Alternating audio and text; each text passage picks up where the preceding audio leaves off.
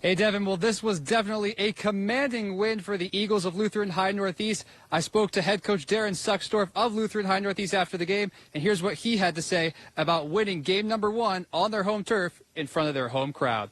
Devin, South Sioux City comes into the state tournament as the number 7 seed with a record of 9-10. The Cardinals have a tough test in the first round against second-seeded Lexington, who is 18-1. A very close first half between West Point Beamer and Battle Creek here tonight, but the Braves did what they do best and pulled out with the victory. This was an absolutely commanding win for the Osmond Tigers tonight, and the Tiger defense was just too much for the Windside Wildcats.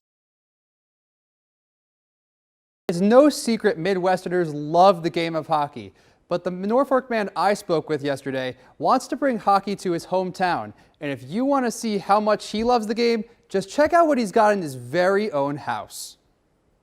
Steve Geary grew up in Norfolk, and he has a passion for one sport, hockey. He loves it so much, he even built a rink in his garage, out of synthetic ice. He also built a rink in his backyard. This just come about because of watching these YouTube videos and these young guys flying around with the puck, and I thought, man, this looks a lot of fun, so ordered all this synthetic ice and the rink out back, and went over to Sioux City and played in the men's drop-in league, and next thing you know, I need to get hockey going in this town. Yes, you heard that right. Geary wants to bring hockey to Norfolk. He says Norfolk had a rink in the 80s, and he'd like to get some people involved in bringing one back to town. Hockey's just not really been any option in Norfolk for a lot of years. No, the city doesn't do anything. The weather's too warm, so they can't flood anything, you know, so it's just, there's nothing, absolutely nothing. Geary used to be on a men's league team, who played in Sioux City 25 years ago. That team was called the Norfolk Aces. He says since some surrounding areas have ice rinks, Norfolk definitely should have one. It's time to do it. Yankton, South Dakota's got one with 10,000 less people population. Fremont's got one, same size town we are, and there's no reason why Norfolk couldn't do it. Geary also says if there is a rink that ends up coming to Norfolk and they get a league involved, he could see himself coaching. Also, guys, here's a side note. The state of Nebraska has 3 notable teams, the Omaha Lancers, Lincoln Stars, and even the Division I University of Nebraska Omaha, who in multiple collegiate polls are currently ranked in the top 10. Meet Talia Williams, a long jumper on the track and field team for Team USA in this year's Paralympic Games in Tokyo, Japan. Williams was born without the lower part of her left arm, but that didn't stop her from becoming a 2-sport athlete at Norfolk Senior High School.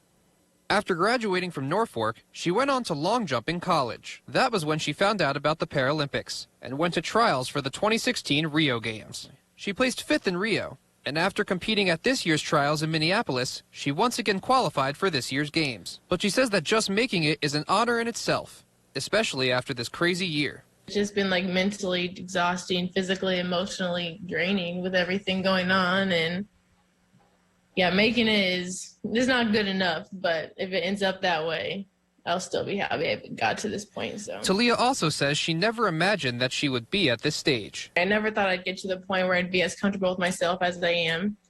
So I just think getting to this point where I'm like fully comfortable with myself and I get to compete on a stage, the highest stage you can compete on, being fully comfortable that's something I never thought would happen. Talia's high school track coach says that the coaching staff always knew that she was special due to her ability to make the best of her situation. In her situation, it's really easy to feel bad for yourself, where Talia just kind of picked herself up and said, you know, I can do anything anybody else can do. Skirmans also says that Talia was a great competitor and a great example of the program. Talia's mom says lots of people will be watching and supporting her, and that she is extremely proud of her daughter. She's got such a great heart for competition that she wants to do her best, and it's fun to see her grow and continue to do better and better, and then to be asked to try out for the Paralympics was really a great honor for her, so we're really proud of her. Talia's dad says that her drive started when she was very young. She used to sit out on the floor and try to tie her shoes, and I sat there and watched her struggle, and I go to try to help her, and she slapped my hand away, said, I got it, Dad. From Norfolk to Rio and now Tokyo, Williams is spreading Panther pride all around the globe. In Norfolk, Nebraska, Brett Mayerson, KTIV News 4. Picking things up in the first half, a chance here for South Sioux to score, but Nathan Carnes puts it over the net, and the game remains scoreless. Lexington has a chance to take the lead now, but South Sioux goalkeeper Christian Barajas slides to make the save. But later on in the first half, Lexington finally breaks through. The ball falls to the feet of Jose Casillas, who puts it in to give the Minutemen a 1-0 lead. That 1-0 lead would be taken into halftime. To the second half now, Lexington extends their lead. It's Narciso Ramirez with the goal to double their lead. That would be the final, as Lexington would go home with the 2-0 victory. Coach Lupe Gonzalez of South Sioux City says that this is his last season, and despite the result, he is proud of his team. I told him, keep working hard, enjoy it. You'll get another shot at it, I'm sure. South Sioux City finishes the year 9-11. In Omaha, Nebraska, Brett Mayerson, KTIV Sports Force. Gregor's going to drive that one deep. Will that get out of here? It looks like it's going to. Will it go? Yes, it will. That is a 2-run home run for Conrad Gregor. Kickball game. That one's going to be driven to center field. How far will that go? It's going to drop right next to the center fielder. And Torino's going to go to second. And it looks like Aggressi's going to stay at third. Here's Volpe now from Yaman. Over the Yaman. Yaman's open. That's a 3.